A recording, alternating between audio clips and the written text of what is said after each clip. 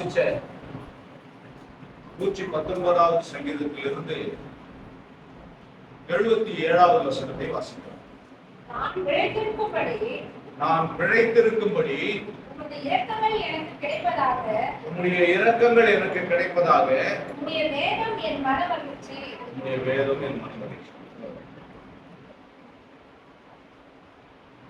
உம்முடைய இரக்கம் இருந்தால் தான் பழக முடியுமா?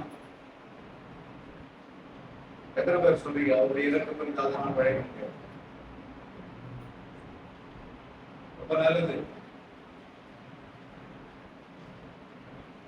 உலகத்தில் ஆண்டவரை தொழுது கொள்ளாதவர்கள், ஆண்டவரை ஏற்றுக்கொள்ளாதவர்கள் பிழைக்கிறார்களே.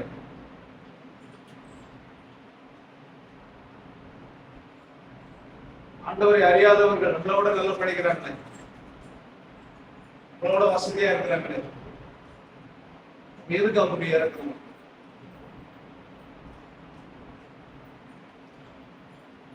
நீங்க எப்பவுமே படிச்சுட்டு அப்படி கடந்து போயிடாது. வேத வசனங்களை ஆராய்ந்து பாருங்க. சொல்லுங்க. தாவீது சொல்ற வேதத்தில் உள்ள அதிசயங்களை பார்க்கும்படி கண்களை கண்ண திறந்துதான் இருக்கிற, ஆனாலும் கண்களை என்ன பண்ண சொல்றாரு? திறக்க சொல்றாரு. எபேசியர் 1ஆம் அதிகாரம் 29ஆம் வசனத்தை வாசிங்க. எபேசியர்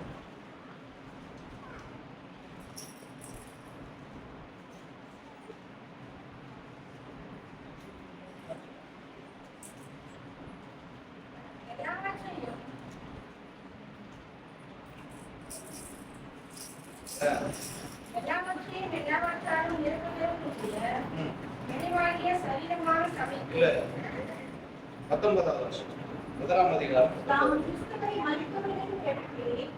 தாம் கிறிஸ்துவை மரித்தோரிலிருந்து எழுப்பி அவரிடத்தில் நடப்பித்த, யாரிடத்தில் நடப்பித்த? யாரிடத்தில் நடப்பித்த? கிறிஸ்துவினிடத்தில் நடப்பித்த. நல்லா புரிஞ்சுக்கங்க. தாம் கிறிஸ்துவை மரித்தோரிலிருந்து எழுப்பி அவரிடத்தில் நடப்பித்த. அப்ப தாம் யாரு? பிதாவாகிய தேவன். நல்லா புரிஞ்சுக்கணும். பைபிள் படிக்கும்போது பிதாவாகிய தேவன் கிறிஸ்துவை மரித்தோரிலிருந்து எழுப்பி அவரிடத்தில் நடப்பித்த பலத்த சத்துவத்தின் வல்லமையின்படியே இயேசு கிறிஸ்துவினிடத்துல பயங்கரமான கிரியைகளை பிதாவாகிய தேவன் நடத்தினார் அல்லவா? அற்புத அதிசயங்களை செய்தார் அல்லவா? இவை எல்லாவற்றுக்கும் மேலாக சிலுவையில் அறை உண்டு மரித்து போய் அடக்கம் பண்ணப்பட்ட அவரை பிதாவாகிய தேவன் உயிரோடு எழுப்பினார் அல்லவா? அந்த பலத்த சத்துவத்தின் வல்லமையின்படியே விசுவாசிக்கிறவர்களாகிய, உயிரோடு எழுந்ததை விசுவாசிக்கிறவர்களாகிய நம்மிடத்திலே காண்பிக்கும் தம்மிடத்திலே காண்பிக்கும்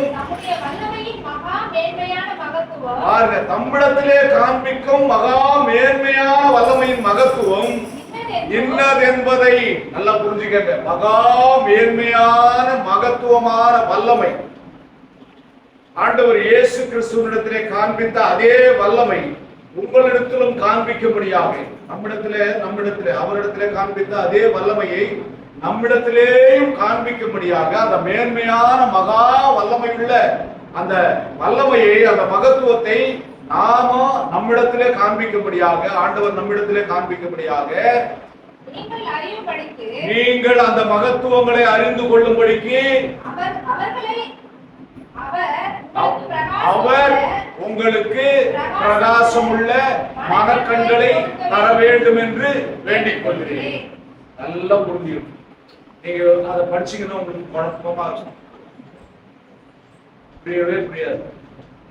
நாம் இருக்கோம், அவர்கள் இருக்கும், என்னடா இது இயேசு கிறிஸ்து இருக்கும், உங்களிடத்துல இருக்கும், பிரகாசமுள்ள மனக்கண்கள் இருக்கும், என்ன ஒண்ணுமே புரியாத ஒரு குழப்பம் போல இருக்கும். ஆவியானவருடைய உதவி இல்லாமல் வேதத்தை நம்ம வாசிச்சா ஸ்டோரி மட்டும்தான் தெரியும். சொல்லுங்க, என்ன தெரியும்? கதை புக்கு வாசிக்கிற மாதிரி தெரியும். ஆனா ஆவியானவரோட துணையோட நீங்க வாசிக்கும் போது ஆவியானவர் உங்களுக்கு அதில் ரகசியங்களை தெரியப்படுத்துவார், வல்லமையை விளங்கப்படுவார், அதுல இருக்கிற அதிசயங்களை உங்கள் கண்கள் காணும்படி செய்வார். பவுல் கேட்கிறார், எபேசு பட்டணத்துல இருக்கிற ஜனங்களுக்கு பிரகாசம் உள்ள மனக்கண்களை தாருமையா என்று சொல்லி பவுல் ஜெபம் பண்றார். உங்களுக்காக நான் வேண்டிக் கொள்கிறேன் அப்படின்னு சொல்றாரு. எப்படிப்பட்ட வல்லமையை அறிந்து கொள்ளும்படியாக பிதாவாகிய தேவன் இயேசு கிறிஸ்துவை உயிரோடு எழுப்பின அதே வல்லமையை இன்று இவர்களிடத்திலும் கர்த்தாவை நீர் காண்பிக்கிறீர் என்பதை அவர்கள் அறிந்து கொள்ளும்படியாக நம்மிடத்திலேயும் தேவனுடைய வல்லமை விளங்கிக் கொண்டிருக்கிறது, நம்மிடத்திலேயும் தேவனுடைய மகத்துவங்கள் விலகிக் கொண்டிருக்கிறது. ஆனால் நாம அதை அறியாமல் கடந்து போய் கொண்டிருக்கிறோம். எப்படி அறியாமல் கடந்து போய் கொண்டிருக்கிறோம் அப்படின்னு சொன்னா,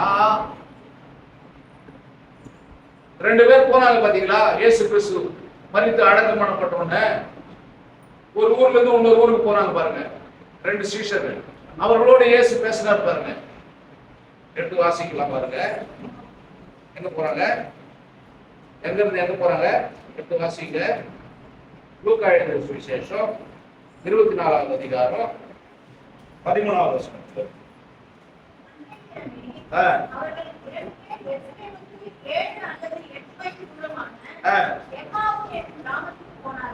ஏழு அல்லது 8 மைல் தூரமான எருசலேம் பட்டணத்திலிருந்து ஒரு 8 மைல் தூரம், அப்படின்னா ஒரு 12 கிலோமீட்டர்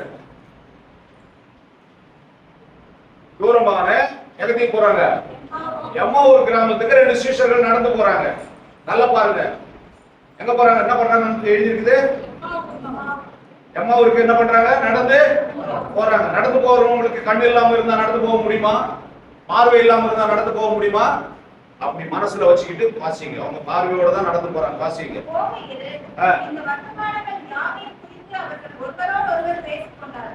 ஒரு சில வார்த்தைகள் உங்களுக்கு வேதத்துல புரியாது. வர்த்தமானங்கள் அப்படின்னா என்னது, காரியங்களை குறித்து, நடந்த செய்தி, நடந்த சங்கதிகளை குறித்து என்ன பண்றாங்க, பயாம பைபிளை குறிச்சு படிக்கிறாங்க. சந்தேகம் வந்தா கேளுங்கன்னு சொல்றேன், கேட்கவும் பண்றாங்க. எப்படி புரிஞ்சுக்குவீங்க? படிச்சவங்களுக்கு தெரியுது வர்த்தமானங்கள்னா காரியங்கள் அப்படின்னு. படிக்காதவங்களுக்கு எப்படி புரியும்? அதை நீங்க சந்தேகம் இருந்தா கேளுங்க. என் கையில இந்த வர்த்தமானங்களை குறித்து அவர்கள் பேசிக் கொண்டு போறாங்க. எந்த வர்த்தமானங்கள்? இயேசு கிறிஸ்து என்னும் ஒருவர் பெத்லகேம் என்னும் ஊரில் பிறந்தாரு. அந்த பெத்லகேம் என்னும் ஊரில் பிறந்து அவர் வளர்ந்து அவர் 30 வயசுல ஞானஸ்தானம் பெற்று 3.5 ஆண்டுகள் ஊழியம் செஞ்சாரு. எருசலேம் பட்டணம் எல்லாம் சுத்தினாரு, யூதேய தேசம் எல்லாம் சுத்தினாரு, சமாரியா பட்டணங்கள் எல்லாம் சுத்தினாரு. சுத்தி ஊழியம் செஞ்சது. அவர் பொறுத்து கொள்ள முடியாம யூதர்கள் அவரை அடிச்சு என்ன பண்ணிட்டாங்க, சிலுவையில சாகடிச்சிட்டாங்க. அவர் தேவகுமாரன் அப்படின்னு சொல்லி பகிரங்கமாக அறிவிப்பு கொடுத்தாரு. வேதத்திலே அவரை பத்தி எழுதி இருக்குது. ஆனா உண்மையாகவே அவர் தேவகுமாரனா இருந்திருந்து இவங்க அடிச்சிருந்தாங்க, என்ன நடக்குமோ தெரியல. உலகம் எவ்வளவு பெரிய ஆபத்தை நம்ம சந்திக்க வேண்டியது இருக்குமோ தெரியல அப்படின்ற விஷயத்த இவங்க பேசிட்டு போறாங்க 2 பேருமே. ஒரு ஆளை இந்த மாதிரி அனாவசியமா அடிச்சு சாவச்சிட்டாங்க. அவர் சாதாரண ஆள் இல்ல, அவர் தேவகுமார, அவர் தேவனா இருந்தவர், உலகத்தின் மீட்புக்காக இந்த உலகத்துல வந்தவர், பாவிகளை ரட்சிக்க வந்தவர் அப்படின்னு எல்லாம் அவர் பேசினாரு. என்ன அடிச்சு போட்டாலும் 3வது நாள் நான் உயிரோட எழுந்திருப்பணும் பேசியிருக்கிறாரு. இவ்வளவு மகத்துவமான காரியங்களை செஞ்ச ஒருத்தரை அடிச்சு கொலை பண்ணி சிலுவையில தொங்க விட்டாங்க அப்படின்னு இந்த வர்த்தமானங்களை இந்த கதையை பேசிக்கிட்டு போறாங்க. வாசிக்கிறோம். இப்படி அவர்கள் பேசி சம்பாஷித்து அப்படின்னா என்ன அர்த்தம்? சம்பாஷித்து சம்பாதித்தார். சம்பாஷணை அப்படின்னு சொல்லி சொன்னா வார்த்தைகளை பகிர்ந்து கொள்ளுதல், ஒருவருக்கொருவர் பேசிக் கொள்ளுதல். சம்பாஷணை அப்படின்னு சொன்னா என்னது? ஆகாத சம்பாஷணை. சம்பாஷணை அப்படின்னு சொல்லி சொன்னா ஒருவருக்கொருவர் வார்த்தைகளை பகிர்ந்து கொள்ளுதல். அப்படி அவர்கள் சம்பாஷித்து பேசிக்கொண்டு போகையில் கூட நடந்து போனார். நல்லா புரிஞ்சுக்காங்க, இயேசு தாமே அவர்களோட கூட நடந்து போனார். வாசிக்கிறோம், தொடர்ந்து வாசிங்க. ஆனாலும் அவரை அறியாதபடிக்கு, போதுமா? இயேசு கூட போறாரு, அவரை அறியாதபடிக்கு அவர்களுடைய கண்கள் சொல்லுங்க மறைக்கப்பட்டிருந்தது. ஆகார் தண்ணீர் துறவை தேடுகிறார்கள், நீரூற்றை தேடுகிறார்கள், பக்கத்துல தான் இருக்குது. அந்த துறவை காணாதபடிக்கு அவர்கள் கண்கள் மறைக்கப்பட்டிருக்கிறது. ரகசியத்தை நாம் அறிந்து கொள்ள வேண்டும்.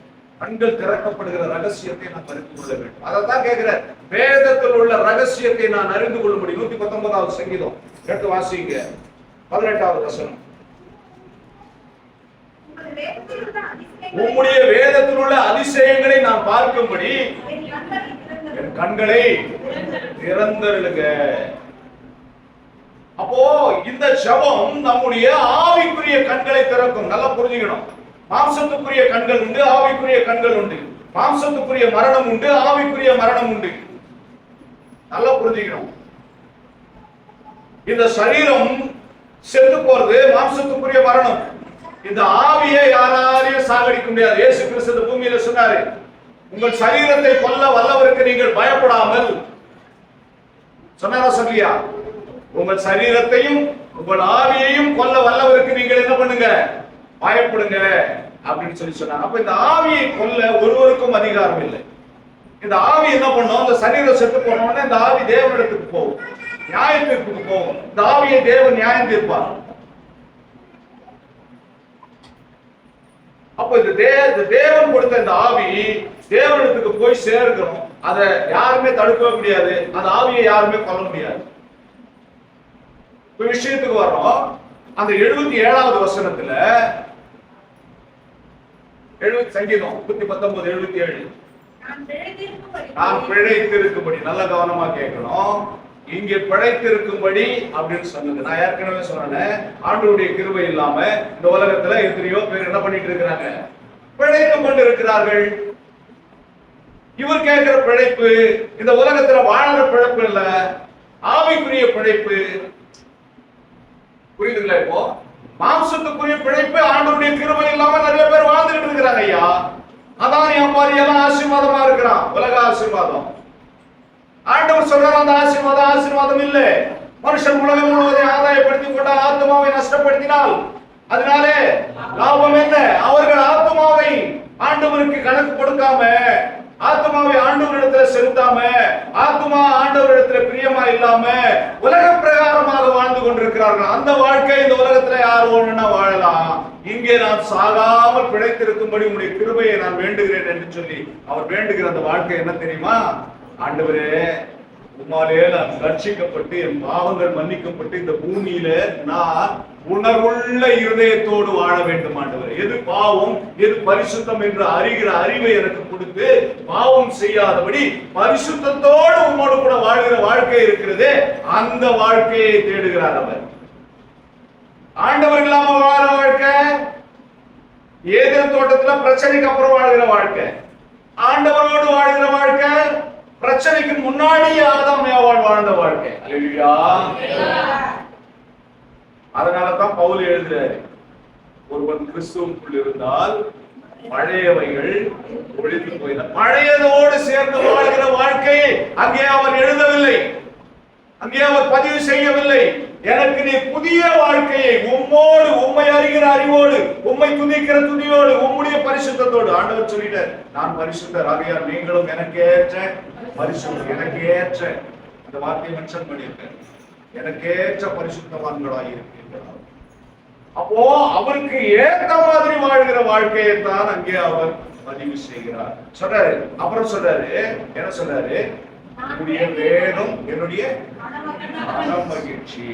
இயேசு கிறிஸ்து பூமியில வாழ்ந்த காலத்துல சொன்னாரு, சமாதானத்தை உங்களுக்கு வைத்துக் கொள்கிறேன். மகிழ்ச்சி என்றாலும் சமாதானம் என்றாலும் ஒன்றுதான். சமாதானம் இருந்தால் தான் என்ன இருக்கும்?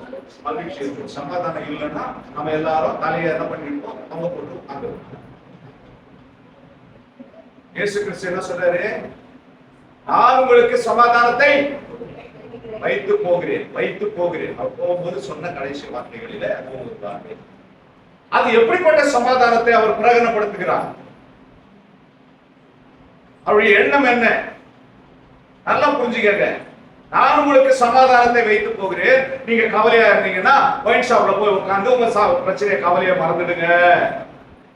உங்களுக்கு கவலையா இருந்ததுன்னா ஒரு வேசி வீட்டுக்கு போய், ஒரு விபச்சாரி வீட்டுக்கு போய் உங்க கவலையை மறந்துடுங்க. சமாதானத்தை அங்க பெற்றுக்கொள்ளுங்க. சமாதானம் இல்லாம பிரச்சனையோட இருக்கிறீங்களா? யாரையாவது என்ன பண்ணுங்க? கொலை பண்ணிடுங்க. ஏன்னா உங்க சமாதானத்தை யார் கெடுக்கிறது? அவன் எதிர் வீட்டுக்காரருக்கு எடுக்கிறான். என்ன சொல்லுங்க? ஆகாப் என்கிற ஒரு ராஜா இருந்தான். எசபேல் என்கிறதான ராஜாவுடைய மனைவி இருந்தாங்க.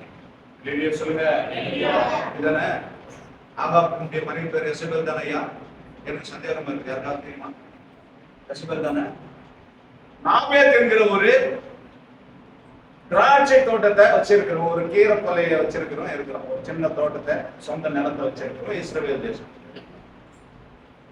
இப்ப ஆகாப் ராஜா அந்த இடத்தை கேட்கிறாரு.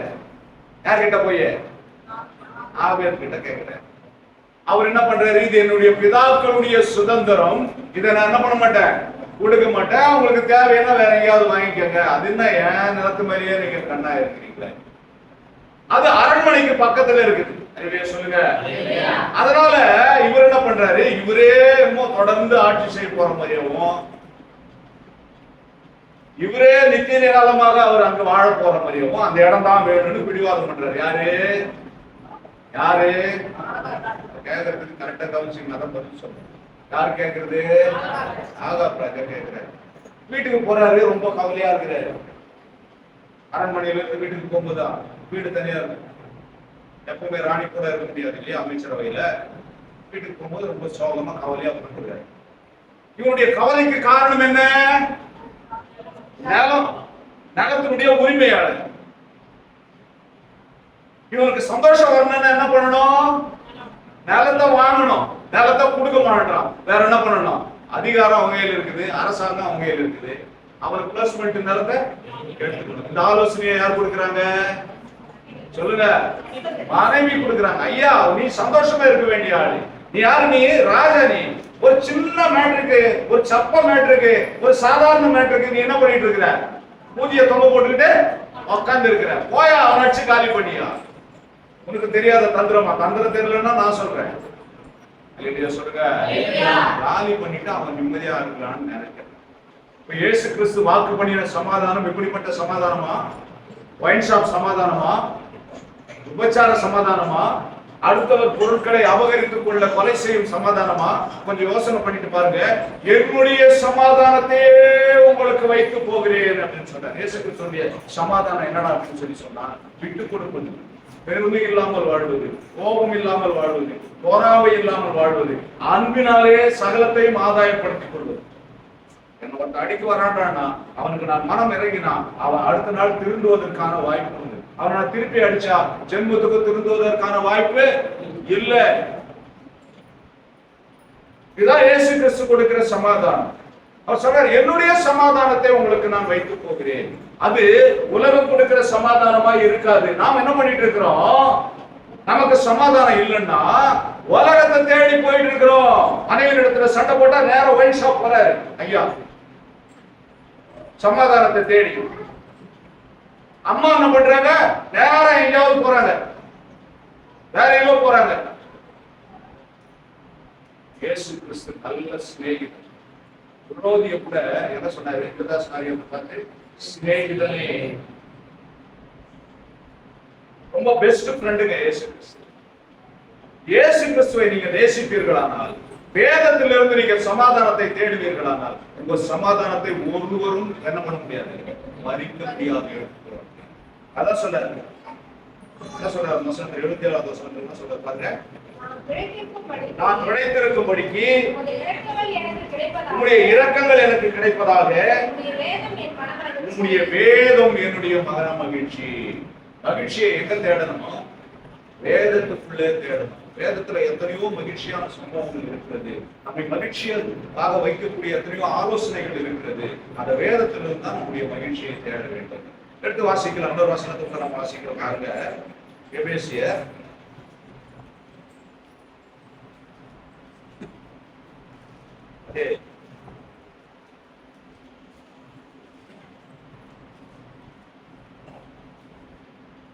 ஆதியாகமம் 21:19 இதை நம்ம வாசிச்சுட்டோம்.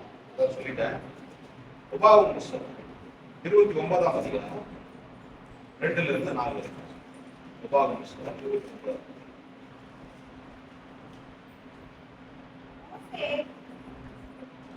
உபாகமம் 29 2ஆம் வசனத்திலிருந்து 4ஆம் வசனம். வரவழைத்து அவர்களை நோக்கி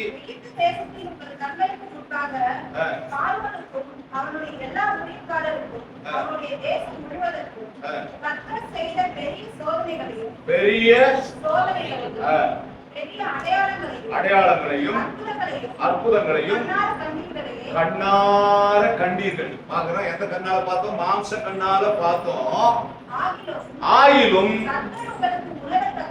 உணரத்தக்க இதயத்தையும் காணத்தக்க கண்களையும் கேட்கத்தக்க செவிகளையும் இந்நாள் வரைக்கும் உனக்கு கொடுக்கலையேன்னு வருத்தப்படுறாரு.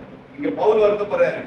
உனக்கு பிரகாசம் உள்ள மனக்கண்கள் வேண்டும், ஆண்டவருடைய கிருபையை, ஆண்டவருடைய கிரியைகளை, ஆண்டவருடைய மகத்துவங்களை நீங்கள் அறிந்து கொள்ள வேண்டும் சொல்லி அதுக்கு முன்னாடியே என்ன பண்றாரு? மோசே அங்க ஜனங்களை பார்த்து சொல்றாரு, ஐயா எகிப்துல எவ்வளவு அற்புதங்களை செய்தார் ஆண்டவர்.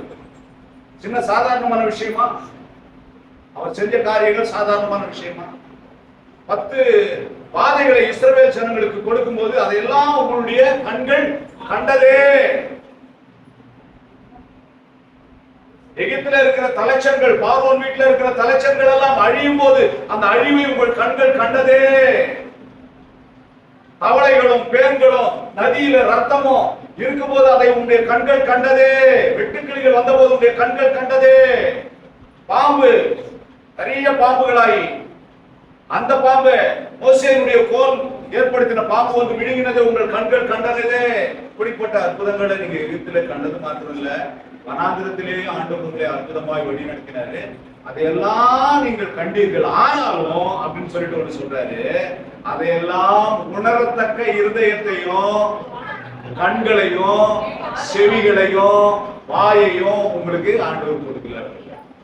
அப்ப இந்த கண்கள் எது அப்படின்னு சொல்லி சொன்னா ஆவிக்குரிய கண்கள். மாம்சத்துக்குரிய கண்கள் வேற, ஆவிக்குரிய கண்கள் வேற. மாம்சத்துக்குரிய கண்களினாலே ஆதாம் இவர் என்ன பண்றாரு? அந்த ஆதாமுடைய மனைவி அந்த கனியை பார்க்கிறாங்க. மாம்சத்துக்குரிய கண்களாலே என்ன பண்றாரு? சிம்சோனு செத்த உடலில இருக்கிற அந்த தேனை பார்க்கிறாரு. மாம்சத்துக்குரிய கண்களாலே தெளிலால் இருக்கிற மேசியை பார்க்கிறாரு, நம் இருதயத்துக்கு ஏற்றவர் சொல்லி. மாம்சத்துக்குரிய கண்களாலே லோத்து என்ன பண்றாரு? சோதம் பட்டணத்துக்கு அருகாமையில் இருக்கிற சமபூமியை பார்க்கிறாரு. ஆவிக்குரிய கண்களை உடையவர்கள் இந்த உலகத்தின் ஆசீர்வாதங்களை விட பரம ஆசீர்வாதங்களை பார்ப்பார்கள். இந்த வேதத்தில் இருக்கிற அதிசயங்களை பார்க்கும்படி கண்களை திறக்க ஆண்டவர் திறக்கின்றவர்கள். இந்த வேதத்துல என்னென்ன அதிசயங்களை நாம் காணும் போது அந்த அதிசயங்கள் நம்மை பரலோகத்தின் மேன்மையிலே நடத்தும் என்பதை விசுவாசிப்பார்கள். இந்த ராஜாக்கள் புஸ்தகத்துல எடுத்து வாசிக்கிறோம். கடந்த வாரத்துல நான் சொல்லியிருந்த விஷயத்தை எடுத்து வாசிக்கலாம் பாருங்க. ராஜாக்கள் புஸ்தகத்துல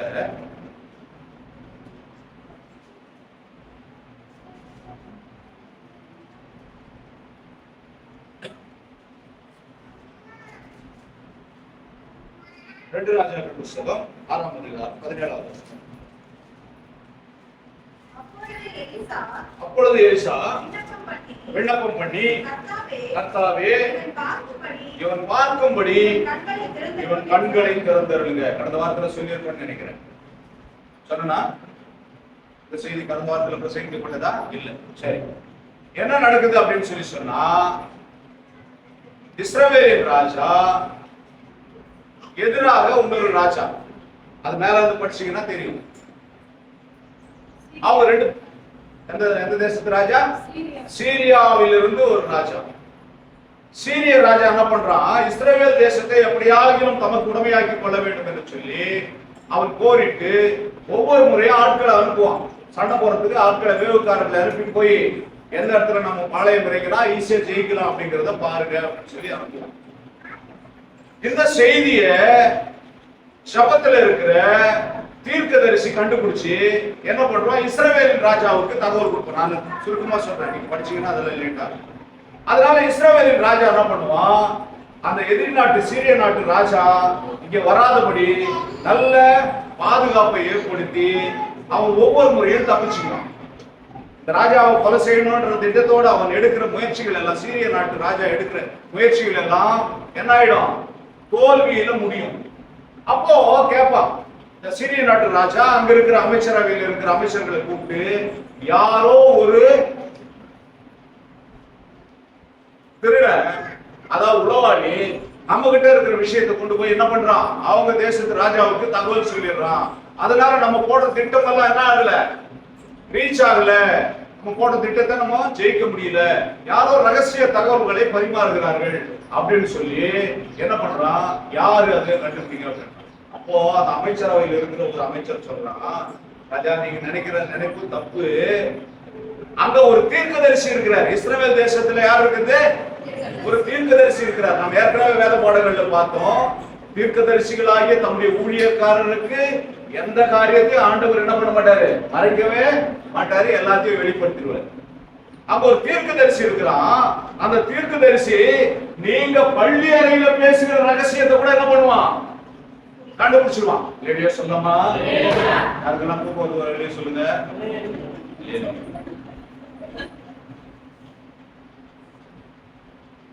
அப்ப இந்த தீர்க்கதரிசி என்னடா பண்றாங்கன்னா, இஸ்ரவேல் ராஜாவே, சீரிய நாட்டு ராஜா போருக்கு வர போறா, அதனால நீங்க தப்பிச்சு வேற இடத்துக்கு போயிடுங்க அப்படின்னு சொல்லி ஆலோசனை கொடுக்குறான். இதனால ஒவ்வொரு முறையும் நாம எடுக்கிற முயற்சிகள் எல்லாம் தோல்வியா முடியுது. இப்போ ராஜா மேல அட்டாக் பண்ணணும்ன்ற எண்ணத்தை மாத்தி சீரிய ராஜா என்ன பண்றான், யார அட்டாக் பண்ண வர்றான், தீர்க்கதரிசி அட்டாக் பண்ண வர்றான்.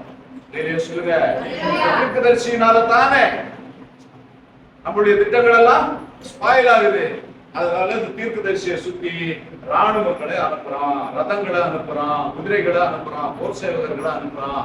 அந்த போர் சேவகர்கள் எடுத்து வாசிக்கலாம். வாசிச்ச வசனத்துல 2 ராஜாக்கள் புத்தகத்துல அந்த போர் சேவகர்கள் மேல மேல வாசிங்க, அதுக்கும் மேல வாசிங்க.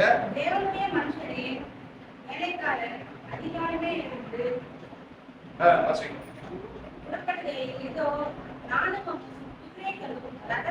பாருங்க. தேவனுடைய மனுஷனுடைய வேலைக்காரன் அதிகாலையில எழும்பி வெளியில போனோம்னு புறப்படுகையில் இதோ ராணுவங்களும் குதிரைகளும் ரதங்களும் பட்டணத்தை சுற்றிலும் என்ன பண்ணப்பட்டிருக்குது. யாருடைய ராணுவம்,